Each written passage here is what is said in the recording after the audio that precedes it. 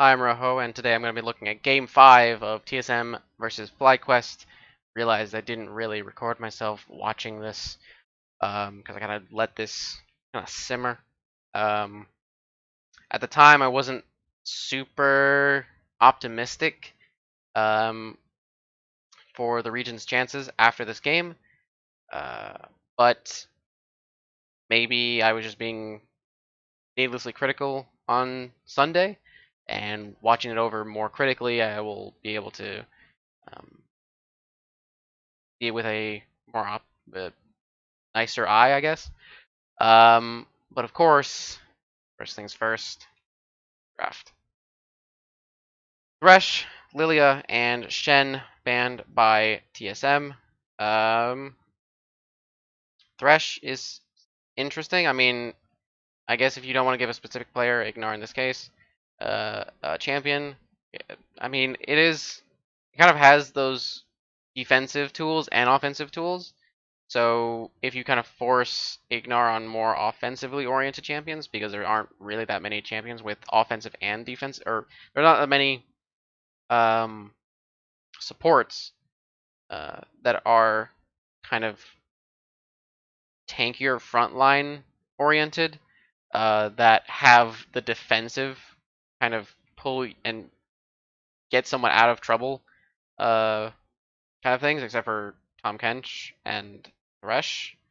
But Tom Kench is almost entirely just that, and Thresh has both options available to him, so uh, there's value in getting rid of Thresh.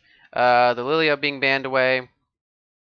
Santorin did show proficiency on it, so I can see why. And in the previous series, I don't remember there being a Lilia game, but in this series, but probably because it was banned. And then the Shen ban, getting rid of it for solo, I think is also good. Um, it's just generally pretty good. It's not really any way of uh, causing it to fall. I mean, causing it to fall behind doesn't really make Shen worthless. Just he's gonna get his levels. He's gonna get his. He's gonna get to where he wants to be, no matter what, and he's gonna be annoying for a team to deal with. Um, Especially a team that wants to use Twisted Fate and wants to kind of snowball through the top lane, and Shen doesn't really allow you to snowball through him because he's kind of um, he's too stable, he's too difficult to kill. Not that he is impossible to kill, or you couldn't snowball against Shen, but that it adds extra problems to it. And you could also play Shen can then be used to snowball other lanes, um, which obviously based on TSM strategy was not something they really wanted. Also, I think that Shen and Camille is not assuming that they really wanted Camille this whole time, um, or kind of like duelist type champions in the top lane. Shen kind of prevents them from really putting the hurt. And then FlyQuest ban Nidalee, Caitlyn, and Zillion. Zillion specifically banned against Bjergsen. It's one of those things where he just does so well on it in so many cases that I can see why they wouldn't want to deal with it. Caitlyn, basically a permanent red side ban, and Nidalee is banned away because it does allow for snow. It does help the snowball in a top lane play, and the way that TSM were playing this basically the entire series was working through the top lane to snowball it, using mid lane to kind of roam up, using Senna. Senna was a huge pick in this series, which then we get to the first pick of the draft, which is Senna. Obviously gives away Ashe. Senna being used more actually for the potential uh, top lane plays rather than anything else. I think. Well, of course, obviously it has its own value. Senna has its own value, but what it's doing here in this draft is working to and working for this team, working to help top lane get snowballed or allow it to win duels that it wouldn't necessarily allow. That on its own the duels wouldn't be won, but with Senna Shield, and if they get the sweet spot on the Dawning Shadow, adding extra damage in those duels would push them into TSM's favor.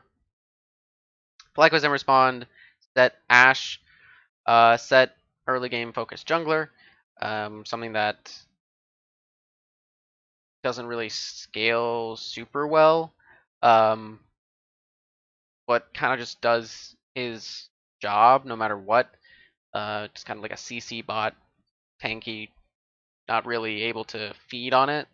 Um, very able to put himself in bad situations to kind of help his team out because he's fairly difficult to kill. And then you have Ashe, map hacks, allowing you to know the location of the opposing jungler. Now, in this case, it's not. I mean, it ends up being Graves, which map hacks doesn't really hurt farming junglers to the same degree that it would hurt a more gank focused jungler, because if you know where a gank focused jungler is, you can just prepare against the gank, and then that side of the map just kind of doesn't. There's just no chance for those ganks to work. But a farming style jungler is like, okay, you know where I am. I'm just gonna be still here. Oh, you know I'm on Gromp. I'm going to Wolves. Like, it doesn't really. It does affect them. They can be invaded on. They can get their camp stolen. But it's not to the same it doesn't create the same problems where Graves is going to get to where he wants to be almost no matter what, because he just farms up, eventually gets to his item and levels. Whereas Set, if he's found out, is I mean, he doesn't scale almost at all. He kind of always gets to do the same things, but those things aren't. I mean, it's just survive and deal and do CC, not even deal that much damage from the jungle. And his real power is his early game. His I think level 3 is when his at his strongest. But yeah. Then TSM pick Graves and the Twisted Fate. Twisted Fate can influence the entire map. In this game, it was just putting a lot of problems into Solo, who wasn't really able to defend against the Twisted Fate ultimates, and he was basically dying on cooldown. And the Graves, I mean, it's not really. I feel like Graves isn't actually doing anything to help with the setup, other than he'll just be there. I don't know his contribution to top lane, kind of getting the ball rolling for top lane, is really just moving with his mid laner. So I guess Graves on his own doesn't really provide that much to that. Maybe I'm selling him short. But he is just he is a damage source that kind of makes up for a lack of damage coming from the Senna earlier on, and then eventually she starts autoing for 900 damage from 2 screens away, so makes up for it. Twisted Fate, by the way, this early on in the draft is pretty dangerous. They didn't really ban any counters to Twisted Fate. There are available. I mean, they literally just pick it immediately. Oriana is seen as a fairly good champion into Twisted Fate. Should be able to keep him kind of under control as much as possible, or as well as any other champion could. So there is that. Then, I mean, I already mentioned it. So Oriana then gets picked to counter the Twisted Fate. I think this is fine. I mean, it's just overall okay. I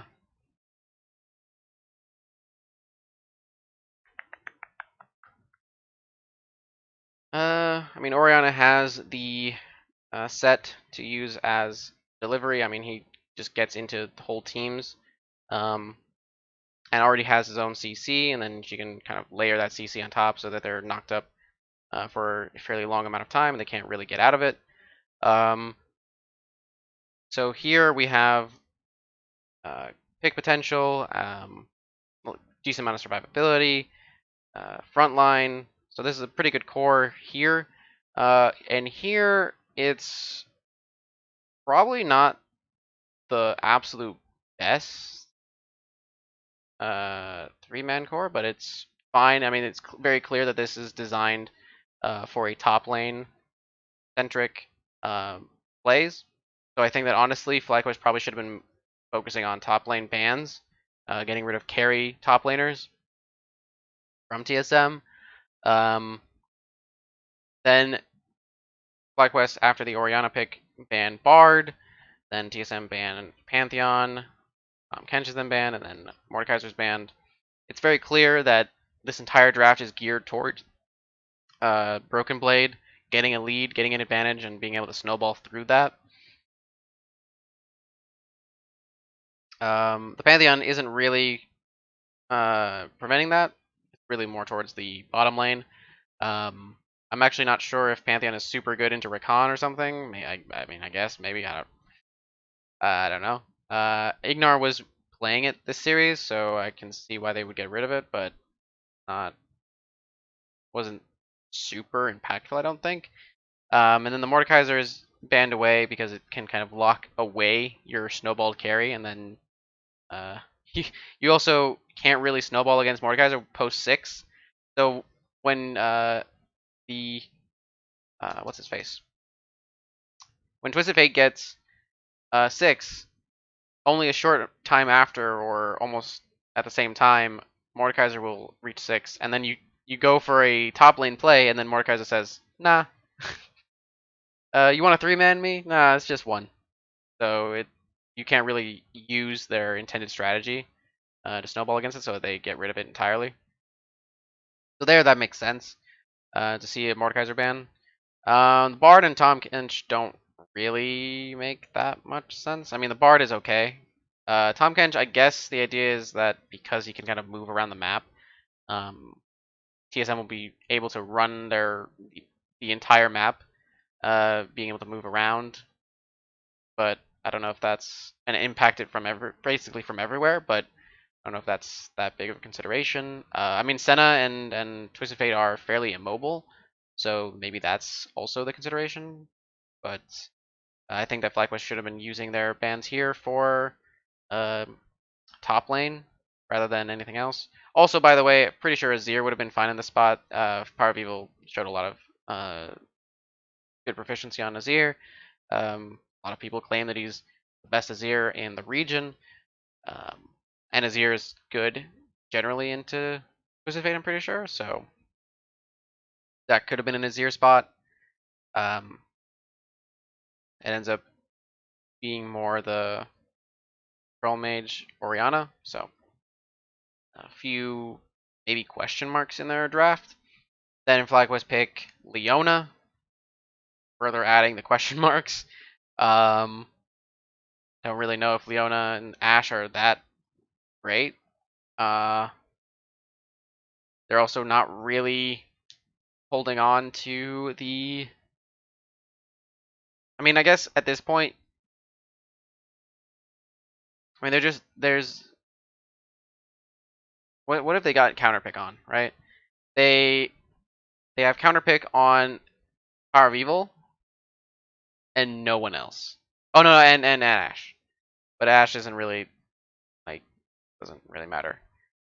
So they use a counterpick here. I mean, they did use counterpick here, I guess, but this isn't being used as a counter. This isn't being used as counter. Hmm.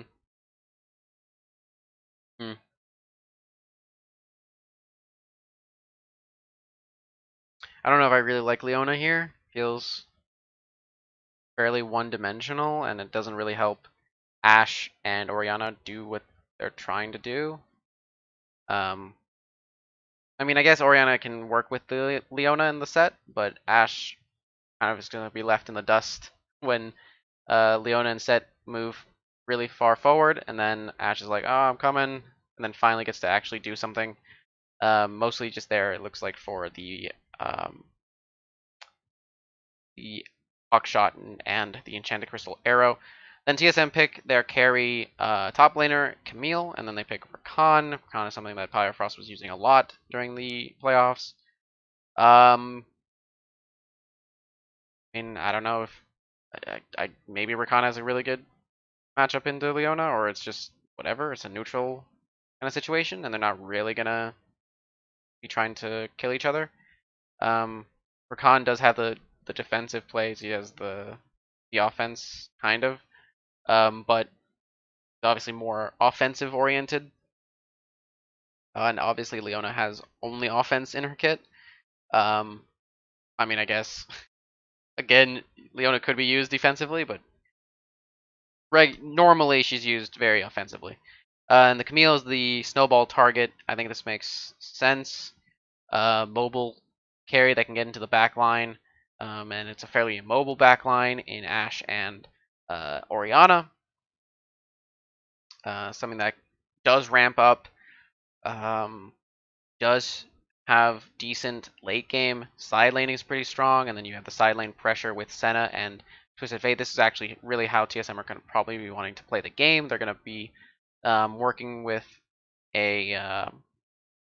They could be using either, I guess, more unique lane assignments where Twisted Fate maybe moves, where it's like a 0-4-1, where Twisted Fate kind of moves between where he like sets up a lane here that doesn't need help on the 1, and then he moves to the 4, creates priority here, or and then he moves or creates like kind of like a scare them off tactic, and then moves to the 1, and then they can then set up a 1-3-2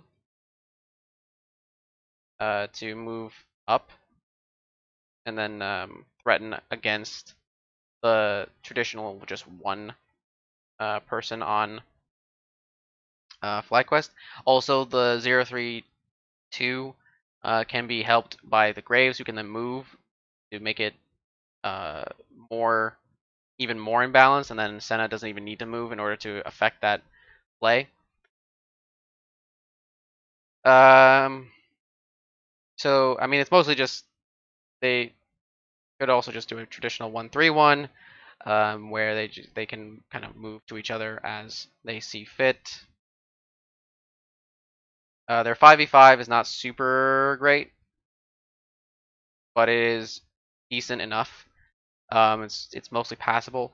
Their damage is fairly auto-based, and also, which I mean gives credence to getting rid of the Shen, but it's also very AD focused. The only real magic damage is Twisted Fate, which can be problematic because Twisted Fate is not necessarily that strong in terms of magic damage, or I guess compared to other potential mid laners. Then FlyQuest pick Gangplank, which is kind of whatever. I mean, FlyQuest have this idea behind drafting and playing that are almost counter to each other, where they're willing to take early skirmishes, but they draft like they're going to play for late.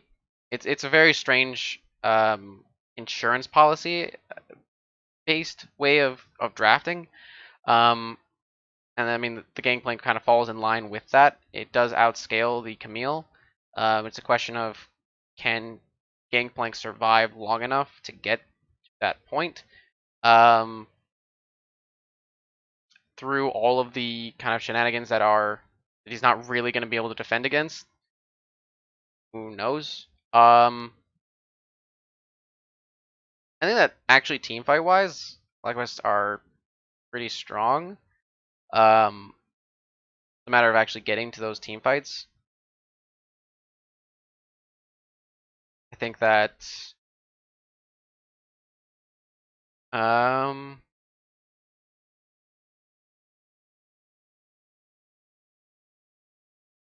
mean, they really do have to. It has to get really late, I think, for Fly. It has to get really late into the game. Slash it has to like their win con is like go late or make sure no snowball. No.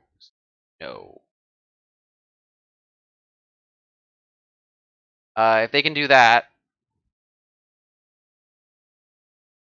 and play it slow and play like a slower way of a slower game, I think that they should be able to 5v5 and take the win against TSM.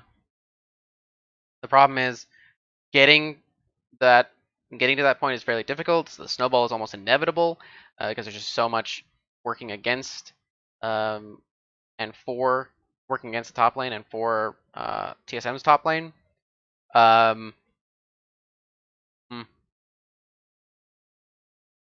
Also, I mean, frankly, Set doesn't outscale, right?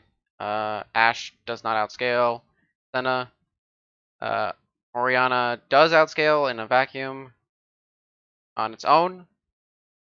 And then obviously Leona doesn't really outscale. And then Gangplank's kind of, I mean, he does, but it's not super clear cut because there's no one that can actually stop Camille. Camille kind of just is allowed to go into the opposing FlyQuest team, which is kind of sad. Because you think, oh, there's so much CC, right? There's this, there's this, there's this. Like everyone has CC, but there's, I mean, once the rapid fire comes in for Twisted Fate, it just becomes really, really difficult to avoid getting caught out and losing, basically going into a 5v4 situation, 5v4 situation for FlyQuest. I don't know why I'm writing so much. Get into the game.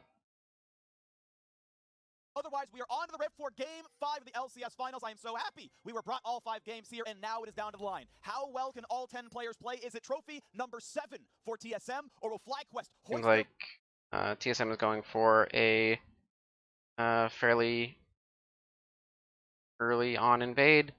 Not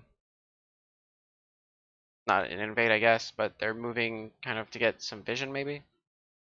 Not entirely sure what they're going to be doing. Banner for the first time in LCS history. We will decide here today over the next 30 minutes. Maybe they're just looking based on.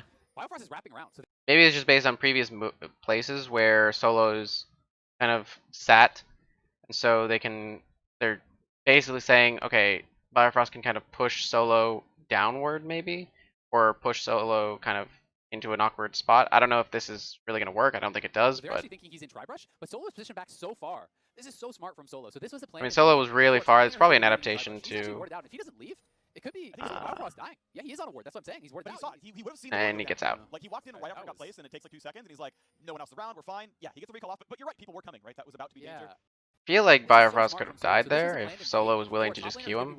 He's actually warded out. If he doesn't leave, it could be Biofrost dying. Yeah, he is on a ward. That's what I'm saying. He's warded out. Maybe they just didn't want to invite the 5v5 at level 1. Yeah, he gets the recall off, but you're right. People were coming, right? That was about to be danger. Which probably is in TSM's favor. You know, maybe Solo didn't know how close the rest in fact, was worried about a bait, but with I'm almost entirely sure that it's in TSM's favor. Anyway, it was much ado about nothing. It was a good positioning from Solo. Strong bit of foresight there to be sitting back. If you are in the Tribrush, so nothing really happens at level 1. Orianna immediately takes control of the mid lane wave. Graves is going red Raptors. Probably going to do full blue side clear afterwards. Set is doing the same. Khan is going fairly aggressively. So they are trying to fight, but I don't really know if there's any actual hope of this really helping either side. In fact, it doesn't even look like it helped the bottom lane at all. How exactly did Graves or Gangplank? Oh, right, because he leashed. Yeah, Set doesn't need a leash. I have no idea why Graves is there. Or Gangplank is there. Which, I mean, this guarantees push for Camille, which But I think because isn't of the progression great, on both sides, the level 1 hasn't because amounted to anything in this. You know, we expected Gangplank shouldn't even be afraid of a Graves both early on ganking him, because he just walks away from it. Um, if it even happens, and it's not likely to happen. So Gangplank should be looking to actually push the wave in, have control over the top lane, but instead he's getting pushed in because he went for leash, try some stuff in this one, but nothing really came from it. and it's actually just about series late super game plan painful. It's before we- actually fairly reminiscent of the situation that happened with Wonder and Bwipo in game 1 of Grand Finals for LEC. Except Bwipo made a choice not to push the wave, whereas here it seems like they just went. There was some weird choice to do a leash. I guess you could argue it's the same kind of choice. So maybe maybe that was the choice. Actually, was leash so that I don't have to push in the wave early or something. I guess it doesn't really hurt him that badly. It looooks like. Well, Santorin straight down to the bot lane. I mean, They are setting up what could be a it potential actually does look like it's not working out pretty well, but he could be very tanky. Here comes the TP, Ignite, stun, a lot of CC. okay. They're gonna find the pullback, and that's the kill. Ignar drops out. They end up The getting next target, 2 the kills the here. shield, the flash away. It's actually really well done They could look at it. by FlyQuest. So we actually look here. That, wow, what an interesting route. He goes. Maybe the leash was actually integral to this timing. It might have been. He goes red Raptors Gromp bottom side into a third wave crash for a dive and a TP coming in from Power People to kind of finish things off. A double kill at level 3. FlyQuest have the first Blood King. The Viking is here with a thumbs up emo. FlyQuest with a huge start to game. To be fair, I'm pretty sure that if Doublelift holds on to his I think lasting embrace is what it's called, the CC, the root, and he uses it right here. If he holds on to it and just waits for whoever actually gets aggro first to get aggro and then use it, because there shouldn't really be any actual CC on that should get onto them unless they're in melee range, in which case then he can just guarantee a hit anyway.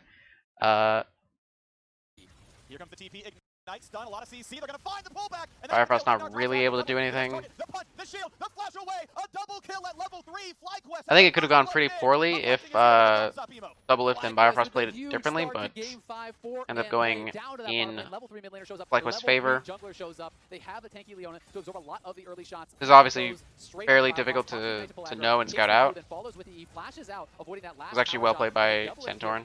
But he didn't even have to flash for it, he just walked in there. Yeah, I mean, this is. Wait, who has aggro right now? Ignar has aggro. He also could have used the lasting embrace on Santorin, which would have prevented him from getting into that position as well. Trying to get that final bit of damage down. Santorin surviving with almost no health. And that is not a TP bot lane. You died at your tower that early with the wave pushing. Biofrost and Doublelift will be in trouble from this. So this is obviously really bad for the TSM bottom lane. Our Evil actually, he moved up here to prevent Bjergsen from putting down a ward on this side.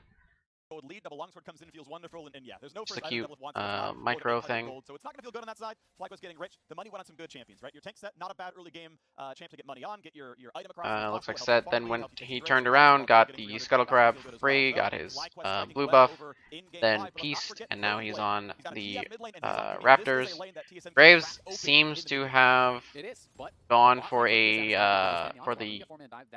Krugs. Very, very difficult. Leona is a champion that can be oppressive from ahead. You have so much additional armor, with that W active plus the aftershock, it makes you so. Graves is slightly ahead, but the advantage in the top lane is just pretty. He's just dead. Not a problem at all. TSM striking back on the top side, so now the trade comes to the bottom again, but Killed, gold card lands, first coming across, not a problem at all. TSM striking back on the top side, so now the trade comes to the bottom Okay, again, and but then it needs to be 2v2 is escaped. happening Jumps around here. his team at the shield, and that 2-on-2 is not killable yet. And that was a little bit of He isn't really no mana, low health. able to do anything. I mean, he's right here. This is okay. That's actually what he wanted to do before, where he locks someone down with a lasting embrace so that he doesn't get CC'd. But now, of course, Bifrost also is much further back. I believe Abstract's on cooldown anyway, so Ignar can't just tank the turret forever. They will get the second plate, though. That is still 320 gold overall earned, above and beyond the kills themselves. But hey, Solo himself also had to pick up Sapphire Crystal as his recall. Probably couldn't afford the Ruby, and it means he's going to try to Q-spam, but he is down 16 CS, and it's not going to get better. Got the door and play for a little bit of power here. This is dangerous. He's 6 and he has Sheen. Solo is just not able to play against this.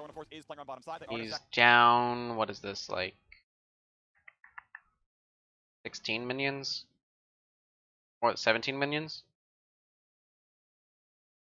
So this is obviously really bad. That's nearly 3 waves. That's going to feel pretty nice. Bit of missing health regen can help to keep some of the bad matchups afloat, but it's still a long road ahead. Look just how aggressive Broken Blade is in. And Solo isn't really able to do anything. He's just getting chunked out constantly. Exactly. Nothing he can do about that. From that lane, it gets very dangerous. You can see Santorin knows this. With this wave crashing, Solo has got to be calling. And just for the record, hey, they could be here to dive me. They could be looks like Bjergsen is moving up, maybe? No. Curling around. I don't know what he was curling around for. Maybe he was just trying to freak out. Stay out of vision for a bit of time. So Twisted Fate was kind of moving into this area here. But then he turned back into his mid lane.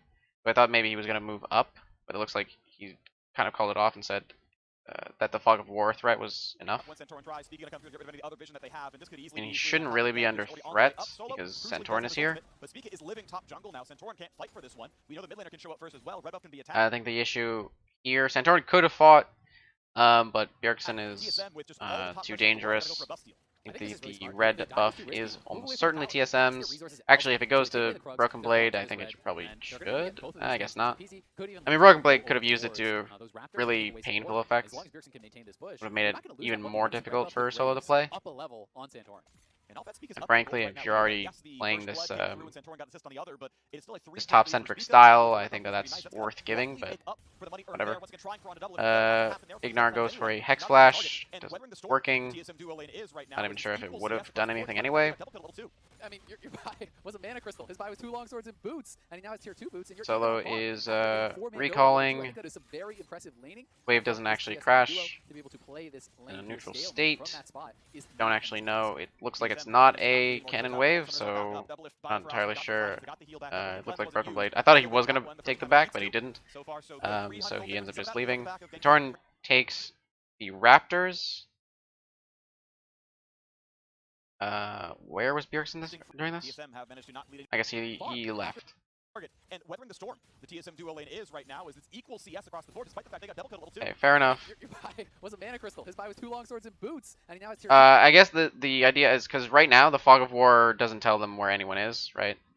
So obviously I can see the TSM vision, but basically FlyQuest have vision of the lanes, where the minions are, and like this control ward here and this bush here, and then the behind the red, and then one ward defending the bottom lane.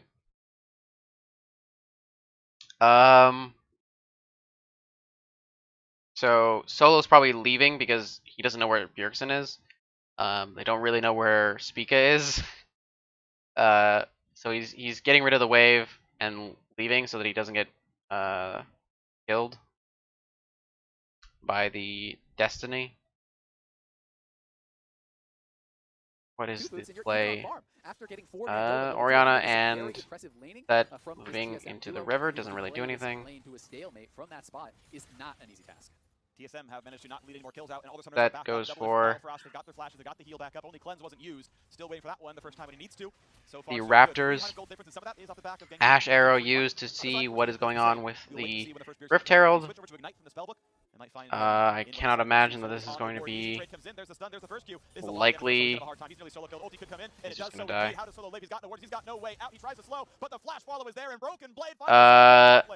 I mean, this is why it's not likely a thing.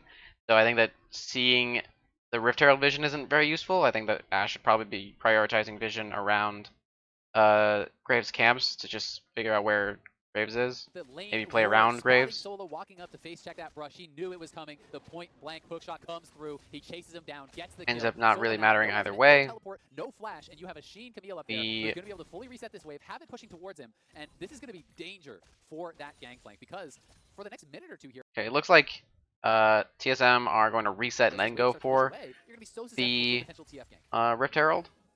It might just be a battle of top difference versus It bottom is difference. 1 minute 30 until the Dragon. Mr. Spade is using his Destiny.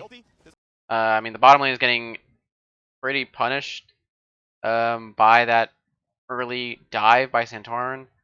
And of course, there's been a decent amount of attention on the bottom lane anyway, without any real way for Graves to do anything about it.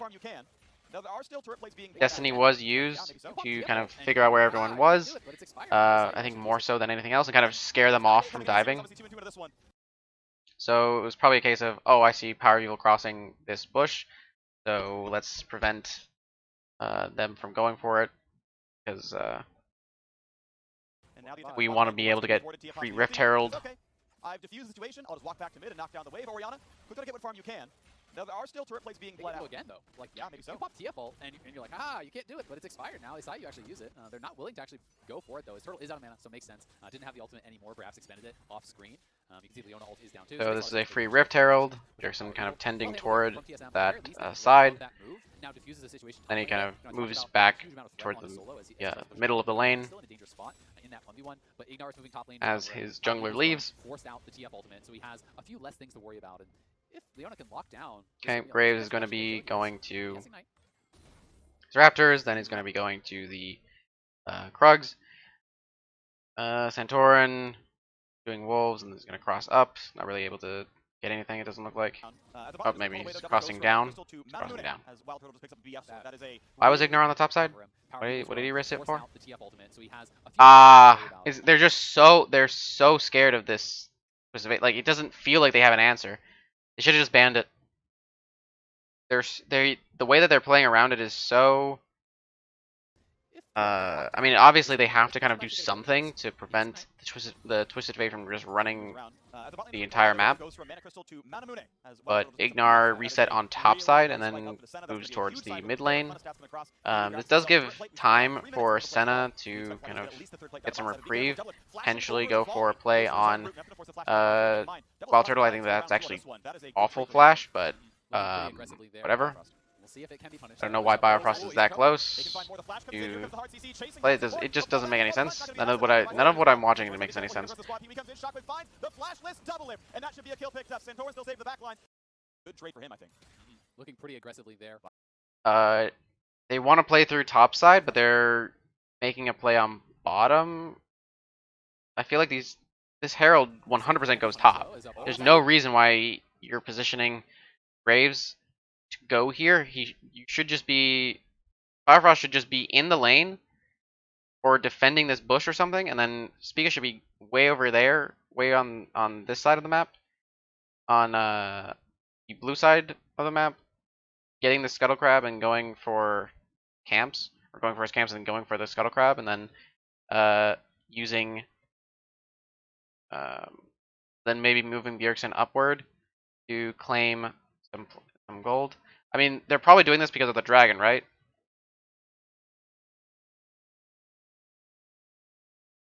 So then if that's the consideration, I mean, you're giving it anyway, right? You're giving it because Destiny is down. Just use what you know that you're going to go for the dragon, because that's probably their I mean, it's part of their win condition. They want to just use the dragon, then get to later game, kind of solidify their position, make sure you can't be in a basically automatically winning position through the Infernal Soul, or through not the Infernal Soul, through any Dragon Soul. Shore up over time, and then win a team fight later on in the game. But they're trying to go for this, and I don't really like it at all. I mean, maybe it's just hindsight that I'm talking about, but I mean, Doublelift also just flashed, so He's in a vulnerable spot. Could have used his flash there. That would have been nice, huh? Great teleport there from Power People. That was really the difference maker. I mean, it really should have just been a play on not only do they get the kill, top side. grab the dragon here also. We'll still up on that top side, but the longer this lane goes in parity, the longer Solo can hold on. When he gets to Triforce, that is where it can become very difficult to continue to punish. You need to be able to threaten the dive in these melee versus GP matchups to really continue to extend that advantage. Still waiting for this turret plate to fall, because make me nervous. He's got 2 autos still dead. I think Triller gets it on this wave as the SWAT comes down, but he's got to be careful since he's got no support. And we know Senna and Rakan are coming over soon. Regardless, tie game here. And tie game with 2 Drakes is always going to feel good for the team that's got the 2 Drakes. They're going to start forcing TSM towards themselves. But you can see Solo has to play back. Fusion's ult is up. He's still got Ignite spell booked over. This is not an easy place to be. As the Gangplank, he says, okay, they're not playing aggressively enough for the dive. I get to wait for this one for now. Another plate Broken Blade, 320 gold for Broken Blade. And I mean, they eventually are going to use the Rift Herald top side.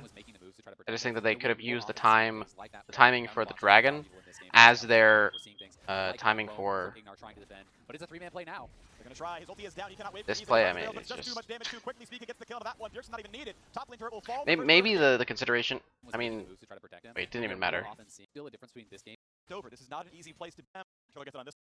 Grab the dragon, gets the Triforce. That is where is always. Bjergsen's ult is up. He's still got Ignite spell booked over. This is I mean, Bjergsen could have also just moved. He could have walked up to the top lane.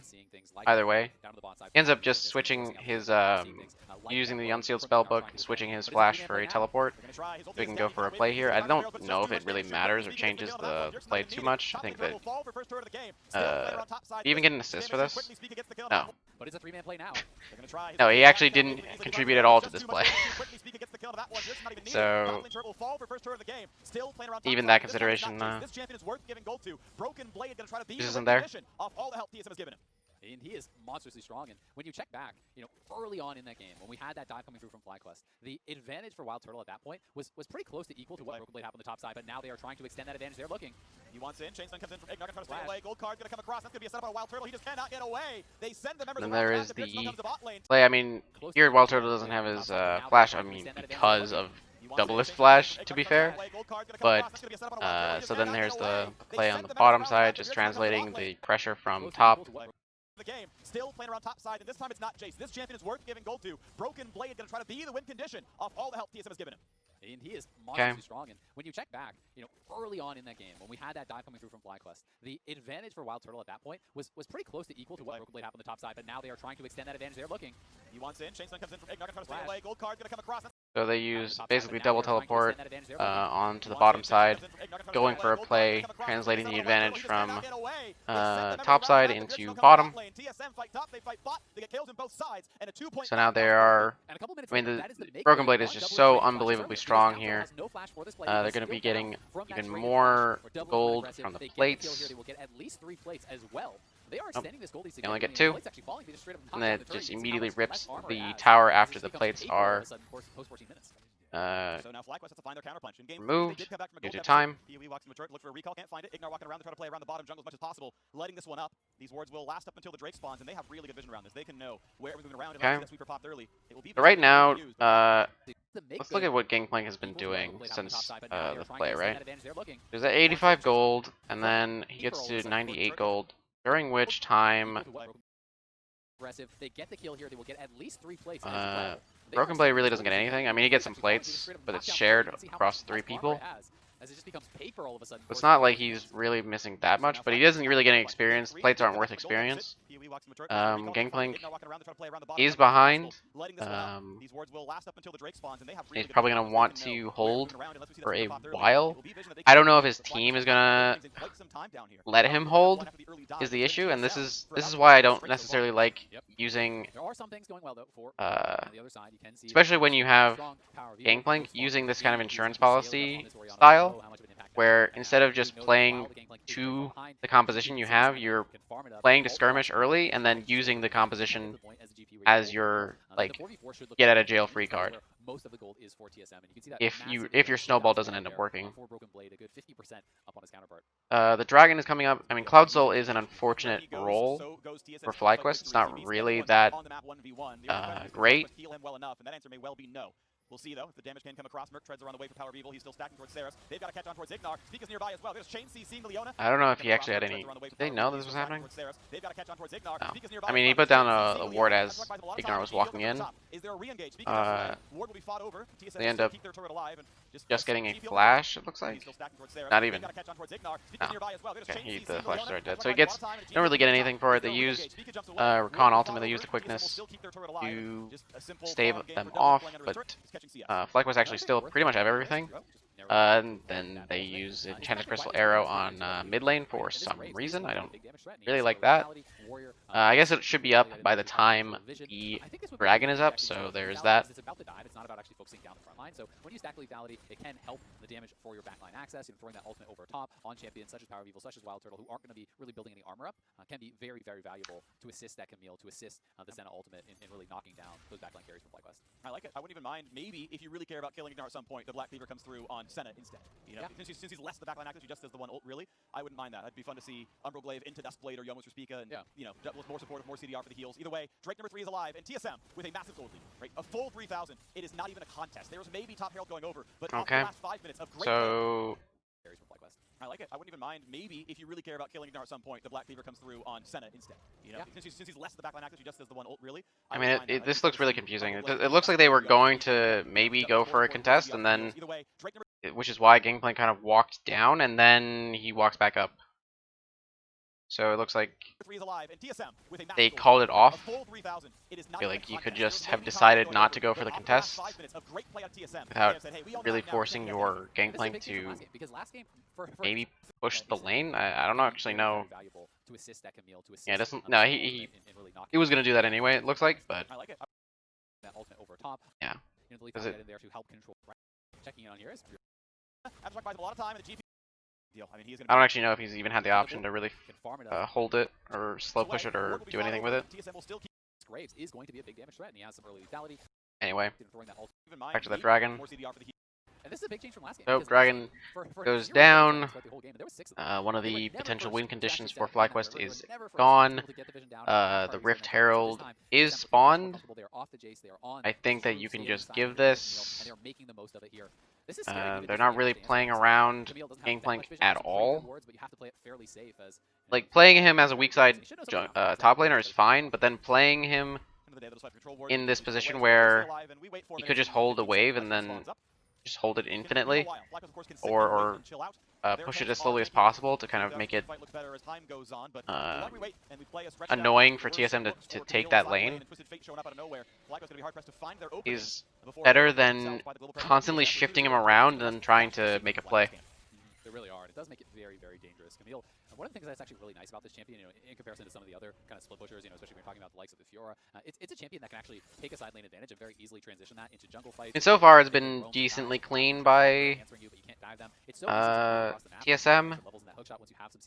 It's very low cooldown to be traversing, you know, from bot to mid, from top to mid, and looking for picks, looking to create pressure in additional ways he's beyond trying to just attacking the turret and beyond just killing your way. This wait. Solo trying to freeze. You see how much they can defend the mid lane as it's pushed down, and Turtle going to play. He's going to feel comfortable with his Merc tread, stacking up towards his own. It's definitely easier to freeze with the caster minions, I'm pretty sure. Yep, here comes Broken Blade. Here comes the And Power of Evil is just way too far forward. It's just really difficult to deal with this kind of problem. This 1-3-1 is very difficult to deal with. By the way, Doublelift could be using his Dawning Shadow to help these plays, because it's just not, he's not doing anything. I think he uses it here. But he could have been using him helping top side anyway, and not even necessarily needed Bjergsen to move up. But here, the 1-3-1 is, I think, coming in really, really well. When did TSM? I guess they just nabbed it. Right? Yeah. Right. I watched this happen. I just don't think I recognize it. Okay, so they take the Rift Herald. Go for the top lane play. Use the Rift Herald on the mid lane just to crack the lane. Now, FlyQuest could keep waves kind of And they're going to go for the in their dive. favor, but then they go a little, TSM going a little needlessly aggressive after everything's already been used. Seems a little strange. I mean, maybe they just don't do that play if they're not super ahead, but if they're not as ahead as they are, they could potentially have just died there. Thankfully for Solo, he was able to claim that bottom outer tower before he did come over, so that's something working for them. I like that Broken Blade after the Tiamat, instead of just fully completing this, is now working towards the Death Dance. I think this is the better build instead of committing more heavily towards something like the Ravenous Hydra. You can pick that up later. Tiamat is all you truly need to have that fast wave clear. So this is going to make a lot of sense. And once you hit that Death Dance mark, the added resistance, the damage reduction, especially as a melee champion, and that lifesteal make it so hard to actually deal with this guy. You see here 131 is being executed. Now, the issue is that Twisted Fate doesn't really seem to be able to do anything when Orianna pushes the lane. Or he's... Oh, no, I see what he's doing. So he's actually executing the thing that I said. He just isn't pushing the wave. He kind of just like seeded top lane, where he's now moving to make 4 here, and now he's kind of moving... He's going to shadow the top side. So what they're probably going to do is they're going to crack tier 2 here, and then they're going to move up. Destiny Gate's going to go on to Solo, and then they're going to push up for potential inhibitor tower, and then they're going to move back down just in time for the dragon. And they're on the Senna, and hey, bot lane. TSM's heading over. Yep, there's the stun. There's all the health bar pretty much instantly. They bring TF. They didn't need it. Devlin comes in for the kill just to make sure it all goes over, and this turret is next. Very well done. Again, Pearson on this TF is so proactive, and Firefrost has the QSS. Going to be an easy walkway there from the Wild Turtle ultimate. They're playing this very, very well here, actually. For FlyQuest to have proper positioning to actually challenge that. So far. Even do decide to try, but I mean, it's a 6k gold lead, right? This should be pretty simple to go from here, where they just can kill anyone on cooldown. And we're looking at TSM stopping the reverse sweep. What happened to them? That's interesting. He is always getting value. So I don't particularly like it when you have your primary carry being an AD duelist, and you're building lethality on top of that. Is that good? Because you're incentivizing building armor, which Likewise are already incentivized to do.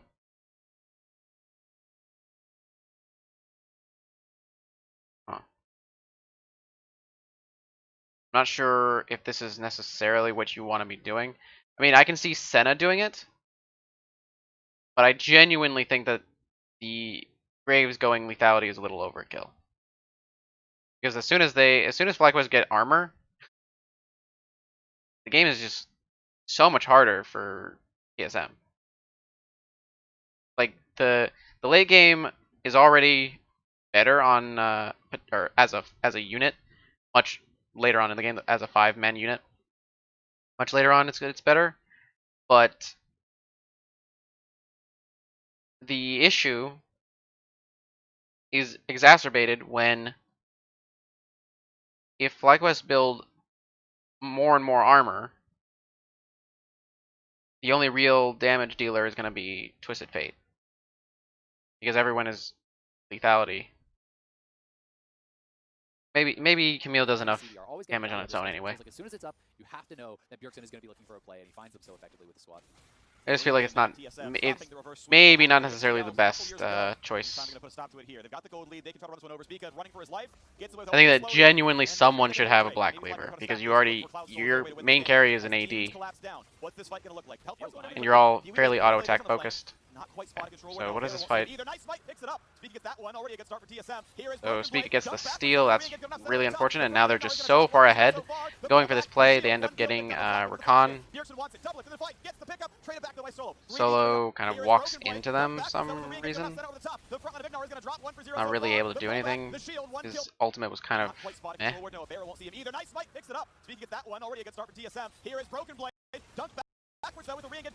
I mean, I guess he was just kind of trying to prevent them from going any farther forward.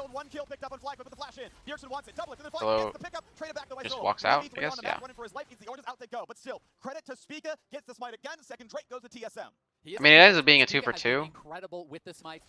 So, I mean, we see the problem with TSM's composition when it goes for kind of 5v5s. I'll actually play it slower. The caption help me. So far, picks it up. Speaking gets that one. Already a good start for TSM. Here is I mean, they're coming into a choke point. If Power of Evil is actually... Wait. Oh, no, wait. Already a good start for TSM. Here is Broken Blade. Oh, this could have been painful. Imagine Power of Evil is set up for this choke point, and he uses his... Like, he just sets up a ball here and says, are you really going to walk into that? It looks like Broken Blade is on the... Yeah, he's on the inside here.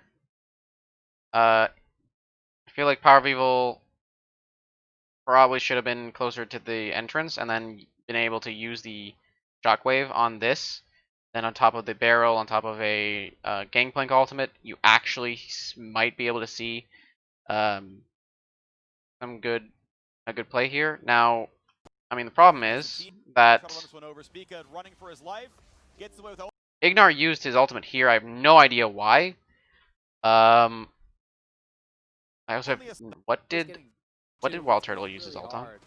For FlyQuest to have proper positioning to actually challenge that. Done again. Comes in for the just to make sure it all goes over, and this turret is next. Very well done again.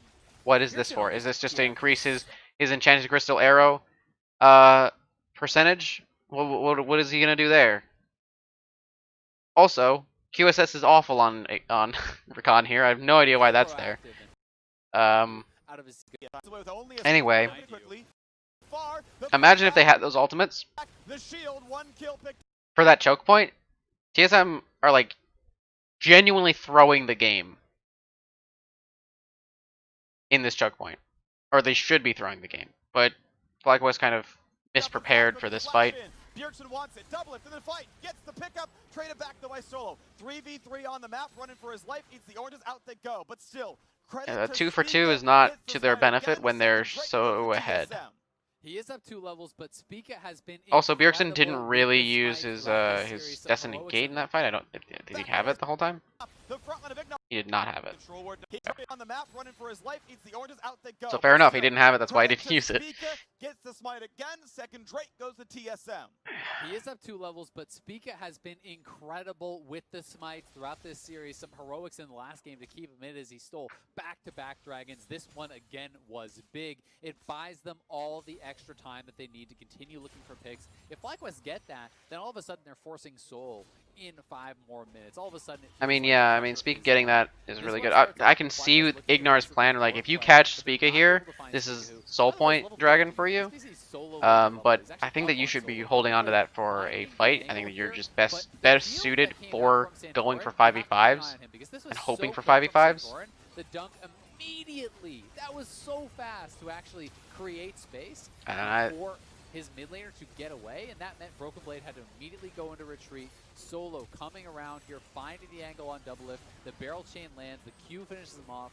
I mean, maybe you argue that TSM doesn't go for this play if they know that Leona ultimate is up and Ashe ultimate is up, but Solo did so much damage in that fight despite being so behind, by the way. Interesting how that works. It is so incredible what a difference this item really can make. I think that, I mean, there's genuinely a really strong wombo combo potential for FlyQuest, and it's not even necessarily difficult to imagine that being done. Okay.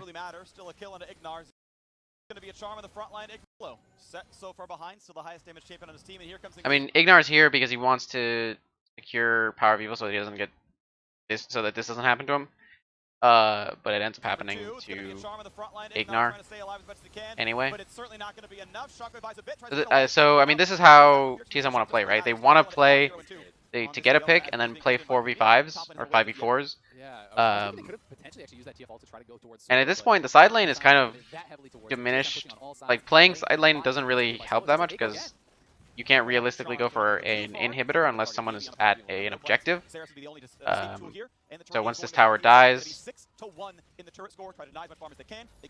it is fairly difficult for either They really are. This gold lead Twisted is Fate enormous, or and 300 Camille completions are to coming go through. We're for talking about that Edge of Night. The any Death Dance real now has pressure on completed those lanes bonus on 3 items. They are monstrously strong. outside of pressuring FlyQuest against is gonna have minions a really and tough time. They're struggling to actually control their waves specific and not champions. just get picked off. Every time they go to push out a wave, they're worried about the TF ultimate coming through. They're worried about getting caught out here in these side lanes. And I mean, look at how rich Vika is. Vika's well up over 10,000 gold himself. He is a true carry threat because he is Actually, what does the gold look like? So, I mean, Spica's huge, Doublelift is huge. Power Evil is actually quite big. He actually has 289 farm, which is putting him well ahead of anyone else in the game. Probably due to taking camps from Set, who doesn't necessarily need anything because he's just a whatever champion at this point. I mean, there's just a lot of power here. But importantly, lethality, lethality, AD. Does Camille have some sort of true? She does have true damage in her kit, doesn't she? and not just get picked off. Every time they go to push out a wave, they're Why worried can't I about the remember TF that? ultimate coming through. They're worried about getting caught out here in these side lanes. And I mean, look at how rich Vika is. Vika's well up over 10,000 gold himself. He is a true carry threat because he has just been power farming. You know, he has 60 CS up on the enemy top laner as a jungler. This Graves can do so much work, and all of a sudden, you know, it's quietly become not just about the Camille anymore because the Senna has. I mean, is there any armor that's coming in right now? Why does Power Evil, if he goes for the Zonias instead of a Spellbinder? I mean, the Spellbinder is okay. It just increases his burst, but okay, Deadman's I think is pretty much necessary. Shurelya's doesn't really make sense. Probably should be going Stoneplate. I think Zonia's is really, really important here. I think obviously it's difficult for Ashe to itemize defensively, especially armor. I guess you could go Death Stance, but that's not really an Ashe item. This Graves can do so much work, and all of a sudden, you know, it's quietly become not just about the Camille anymore because the Senna has a lot of strength. The Graves is super fed. You know, everyone on TSM is an issue. So yeah, I guess they can't really. Their ability to itemize armor is, I guess, pretty low. So there is probably a decent amount of value in the lethality. And I think someone should probably. This is just not necessary, by the way. I think someone should probably be going Black Cleaver. I'm gonna stand by that, but I guess it's whatever. Probably be Pika. It's just so far forward, and there's actually a decent amount of CC, as I mentioned in the draft. So if he goes like that, you're not really gonna feel super great, and then Arviel just runs it. He's just way too far forward, and then Santorin is ahead, and then you see Ignar deciding, well, I'm gonna die, and then Solo just literally walks into TSM and says, you know, second seed is pretty good too. TSM finds one pick on Santorin, and FlyQuest is just like, sure, have us all. We'll all run over there. They all go down. TSM are going to get the Baron. This is going to be just about a 10,000 gold lead at this point. We'll see if they can get over and grab the Dragon for themselves as well. With Triple Cloud, the ultimate cooldowns become disgustingly low for TSM, and they're playing a very ultimate-focused composition. Okay. Every time the R buttons are up, they want to go. And they are going to be really set up for success here. So let's watch this one more time. The initial play did not net them a kill as they go in here. They're trying to get over to Turtle, but they cannot actually land the hookshot stun. And they don't have quite enough to actually get access back to him. I'm not sure if Spica's ultimate they're even connected. Bjergsen was not in position to really follow up. So I mean, it's really difficult to go for this when you don't have the like your Rakan's way over here in no man's land. Bjergsen isn't close enough, anywhere near close enough to get to this play until just now with his ultimate here. Pika's over here. Double is over, like this. Broken Blade's like, I'm going in. I see this play, dude. They get these fools. They're 3-man under their tower. They know that they can't do that, right? Like, it's just really weird. Little too hyphy, I guess. Like, there's definitely a way for them to dive cleanly. Also, I mean, this should just not have happened. I have no idea how or why this goes on. It's not like he's really even worth that much at this point, but everyone decides they're going to come over and commit to this. Ignar goes in, he dies, and Solo's trying to get a barrel chain on 4 people. I feel like Wild Turtle should have just died in solidarity at that point. frustration. That's one of those situations where you're just feeling like, we gotta get something. Okay, so now they have the Baron buff. This should be the game, for the record. Let me just look at the setup for the Baron. Just about a 10,000 gold lead at this point. So they kill the We'll see if they Baron. can get over and grab the dragon for themselves as well. With triple cloud, the ultimate cooldowns become disgustingly low for TSM, and they're playing a very ultimate focused composition. Every time the R buttons are Okay. Baron's dead. I have no idea what this is supposed to do or be, at all. So this wave is gonna go. It's gonna be like, it's gonna meet like right here. And then this wave is here, and this wave is here. I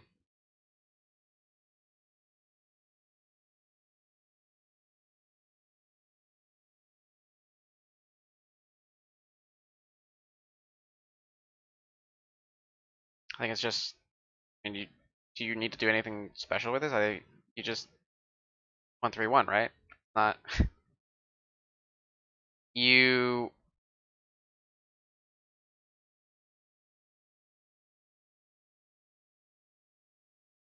Here's what you do. You send Twisted Fate up to the top lane. You push this out. You then will walk down. Your U5, go beeline it to the dragon. I guess it already looked like Camille is going to the dragon, so maybe it's not even a consideration. And then you have the 4 here. They push up here. You have the 1 here. They answer this. They have to come over here, and then you can either dive them using your immense advantage, or you just slowly chip at their power, at their towers. up, they want to go, and they are going to be really set up for success here. So let's watch this one more time. Now, the initial play, come over and Actually, look what they do. Great, you got.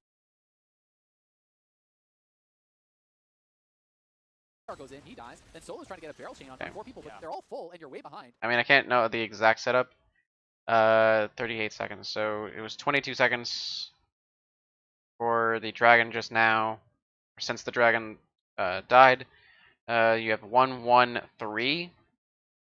The 3 is not even in the lane yet, while inhibitors are already being threatened by minions, which means that they're not really able to go forward because they can be collapsed on by these people.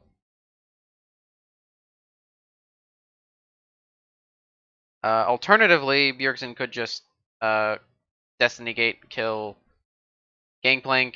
They're very far away, they can't really respond, and then you take top inhib, and then you can now move here down systematically on these. You have the 3 push this up, because then they'll have to defend the mid lane, because then Flagos will defend the mid lane after you kill top inhibitor. And then you gather as 5 on bottom inhibitor. Or you can gather as 5 on mid lane. And mid lane's probably easier. Great, you got them to 80%, who cares? And that to me is just frustration. That's one of those situations where you're just feeling like, we gotta get something. You can see it on the faces. For the last 2 minutes straight, I've been looking at the FlyQuest player cams. They're all frowning, they're all slouching. They know how far behind they are, that they were so close to winning the finals at this point. Even I mean, behind, you land that barrel. Did anyone even push? Who cares? Hold on. And that Oh, they did. Is just frustration. That's one of those situations where you're just feeling like, we gotta I mean, get they're something. just not equally. They're just not even close to equally pushing these. They're all slouching. They know how far behind they are, that they were so close to winning the finals. Gangplank should not be allowed to do this, by the way. When FlyQuest were in the jungle, just like meandering around here, Gangplank should be dead to Bjergsen Broken Blade. Close to winning the finals at this point. Even they feel it's nearly hopeless. The chance exists, yes. The plays can be had. There's still the possibility, but the odds are so slim now. It's a 10,000 gold deficit. They did pick up the last Drake, by the way. They're on 3 here, so they did pick up the last. Move towards Cloud Soul, but Cloud Soul's not combat. Oh, they did get the Drake. Wait, what? Huh? How did they get the dragon? Maybe the positioning can matter. Just maybe something miraculous happens. Santorin can't even break the shield right Oh, now. I guess that's what they were. I guess that's why they were in the jungle. Fair enough, I guess. Maybe they find that damage. Almost enough, but he's still alive. He'll Yep, so back it's up. Mid lane, slowly top lane, getting half chipped speed, out. mid lane. Okay, they force a flash to Bjergsen. Little moments are found. Just not Okay, they get a flash because of the arrow. Broken Blade is a little Far far forward. maybe it doesn't Damage even down, matter. the It does HP kind of still matter walk away. actually. The barrel, He they're gonna actually put him down. They dies. do find a little miracle, but is it going to be enough? Because by Great. the way, Okay. the inhibitor is gone. Bottom inhibitor turret is gone, and it will be a trade, I believe. As it's double lift dropping as well. Okay, for double that. lift So died. down Wait, below where with was KHP, that? but he's still able to walk away. Dawning The Shadow barrel, moving? they're gonna Hold bring him on. down. They get it. They do find a little miracle, but is it going to be enough? Because by the way, mid inhibitor Oh, is okay. gone. Bottom inhibitor turret is gone, and it will be a trade, I believe. Looks like he It's wasn't able double to get lift it dropping off. as well for that. So 2 kills, but most of the base was the trade. It's still good for TSM. I mean, This is so unclean. They just like didn't prepare this at all. TPing in or backdooring in any game. So Okay, so it's even easier, right? Because the way that FlyQuest went, they went for the dragon, right? The game is made even easier because then you can, because here from not from this position, and you're way behind. this position, Bjergsen just goes on. You lock down solo. You guarantee him off the map. You kill top inhibitor, at least top inhibitor tower, most likely top inhibitor because Lichbane or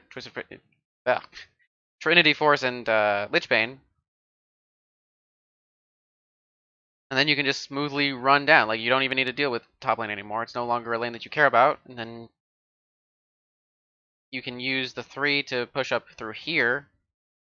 These will have to answer the mid lane.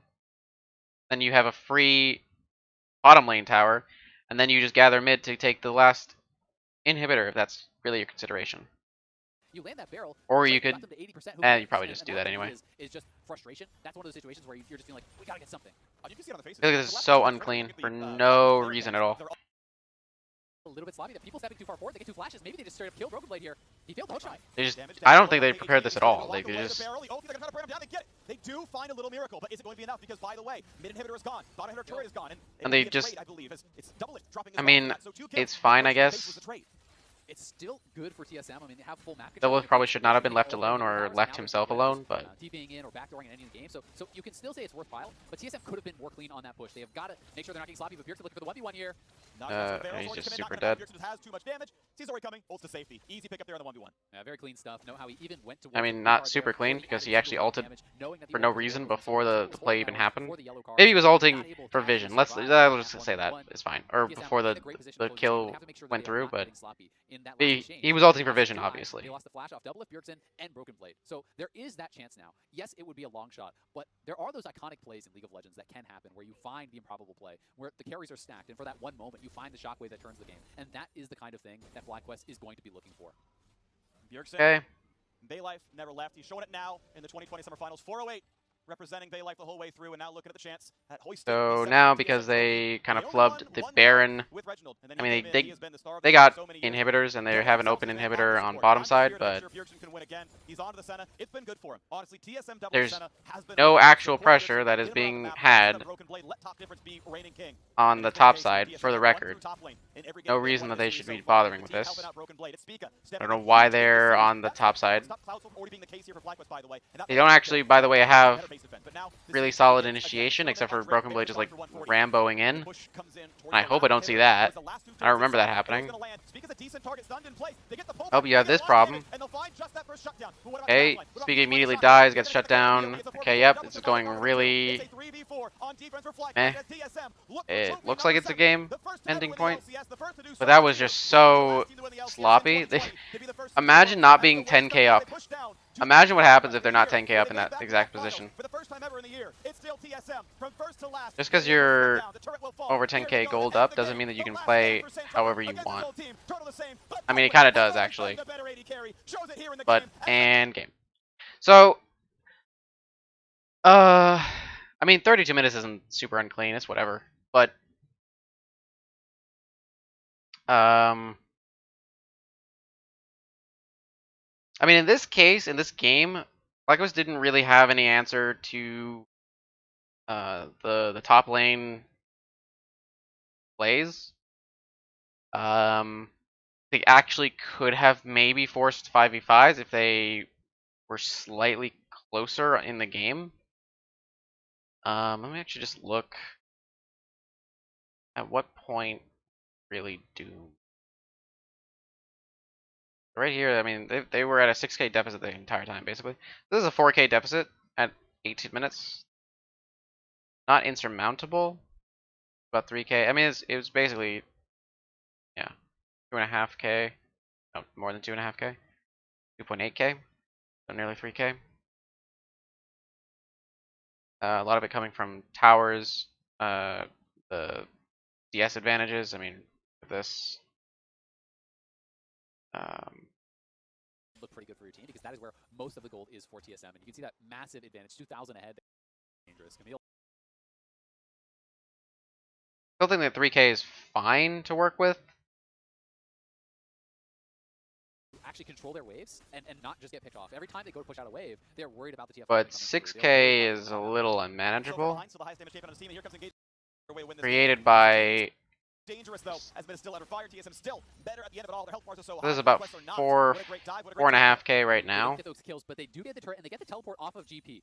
Thankfully for Solo, he was there, right? He's pushed up very far in the lane without anyone behind him, and you have.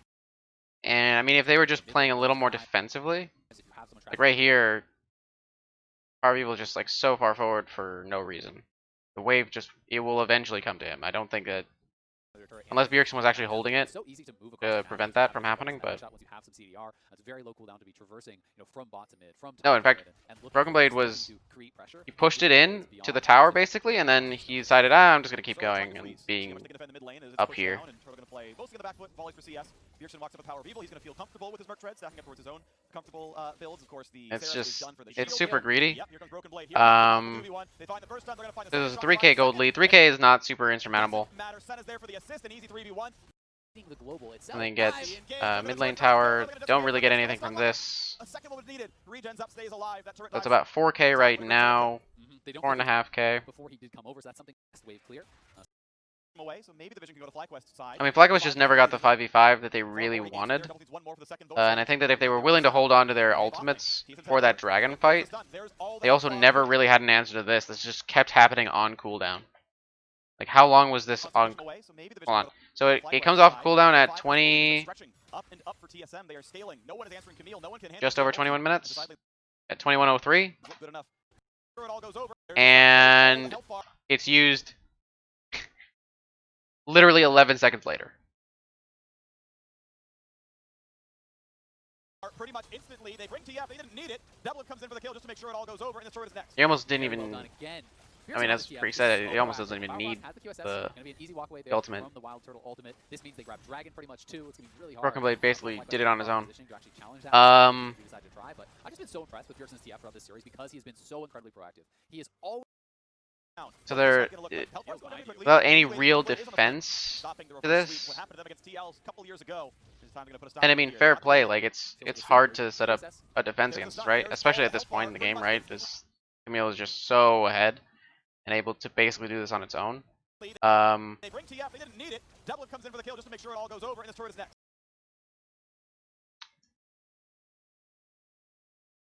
The issue, I think, if you're not really gonna have an answer to TF, or if TF is, I think TF is genuinely really difficult to deal with, especially when it's just an entire composition designed around this kind of play, this kind of style of play. Don't really have a way of preventing it. The only way that they can really prevent it is by knowing the vulnerable points for their team at the exact time that they're vulnerable, and then being there as 5, basically, or being there as most of the team, and preventing these plays from happening. There, a ton of stats coming across. I mean, the top lane plays. If it can be punished though, is up. Like, where is Santorin on the dive up here? Ignor's even positioned here, right? We talked, and I even said, you know, they're kind of doing things to maybe get this, but it just doesn't feel like things have been properly, like they really know what's going on, or that FlyQuest are really fully aware of what's gonna happen. I mean, it's difficult to be aware, And the answers are really difficult, right? Like, what do? You have Set just like sit on the top lane and just go be like, all right, I'm gonna. They can't do that now. Really difficult. I guess alternatively, you could also maybe hold on to teleport longer or something.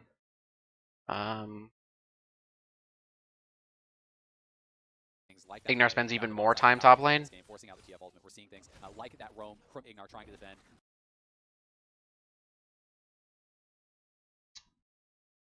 Yeah, I mean, there just wasn't really an answer to this play. I think that TSM didn't really play out the end game as cleanly as they could. They were super, super ahead and even had some difficulties and were kind of they weren't really throwing the game, but they weren't because it was just such a massive advantage that they couldn't possibly throw the game. Um, but yeah, uh, huh. I mean, the real reason why I didn't, when I kind of ended this series, why I wasn't super impressed either team. Um, I mean, this could have been really bad if it was played differently by FlyQuest. You know, you hold on to the solar flare.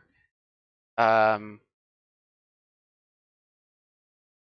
you know, going into this choke point is, I think, really, really suspect. It doesn't seem like a very good play by TSM, and there's so much AoE in this kind of area that, or potential AoE that could have come into this area that TSM should never have even bothered to try this. Like, this could have been a massive throw and would have pivoted the game in FlyQuest's favor if it goes their way, but uh, hmm. I think that if TSM figure out closing games, which I think that they kind of they struggle with a bit, um, then I would have a lot more confidence in them. As it stands, they're not. Uh, as it stands, I don't know if they're going to be doing super hot, but it is. Worlds is a month from now, so maybe something great happens. In any case, I'm done floundering at the end of this game. I've been Rojo.